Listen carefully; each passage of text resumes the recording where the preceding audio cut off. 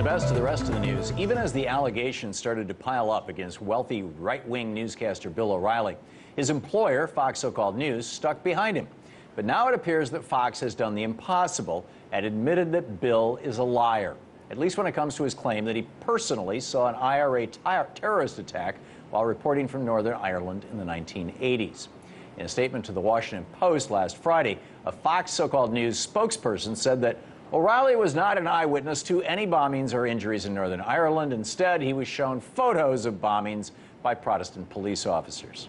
This, of course, is the exact same line Bill gave to the national media last week when he was accused of lying about seeing murdered nuns in El Salvador, which raises the question, just how many times can one person confuse pictures with actual memories before it becomes obvious to everyone that he's simply a serial exaggerator and liar?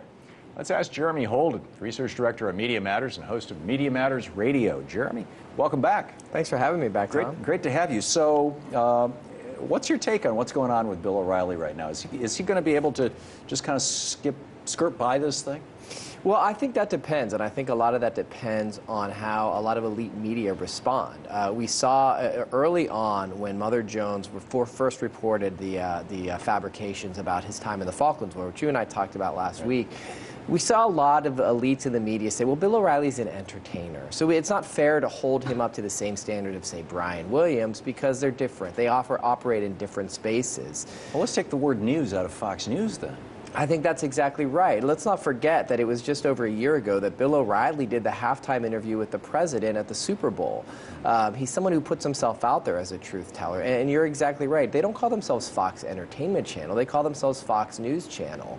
So what's a good, I mean, imagine for a second if somebody was in Bill O'Reilly's studio or on the show, right, in the O'Reilly Factory, inside the no-spin zone, and said, you know, when I was covering the Civil War in El Salvador, I saw nuns get gunned down in the streets. And Bill O'Reilly said, really, I didn't think anybody saw that. You didn't get there until 1981. I have the facts. Don't spin me.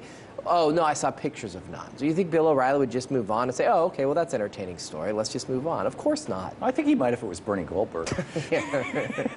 But, yeah, I mean, that's the point, is that Fox, very few people actually think, actually probably a lot of people in much of middle America think that Fox is actually the news. But I think you're talking about media observers, most of them don't.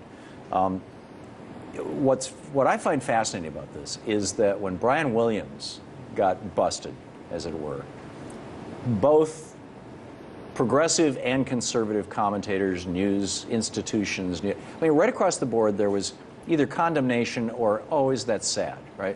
One or the other. But it was basically in that spectrum of, yeah, he shouldn't be on the air for a while.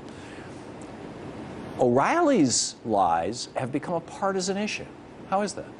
Yeah, I don't know, and I think part of that goes to kind of the role that Fox has carved out for itself, and that is like ginning up outrage and grievances, and there's always an us versus them aspect to it, and I think you see that soon after when Fox started lashing out, and Bill O'Reilly was lashing out at David Corn and Mother Jones over the Falklands issue, that was what we kind of expect from Fox News, lashing out. They're coming to get us. It's the gutter snipes that are after us.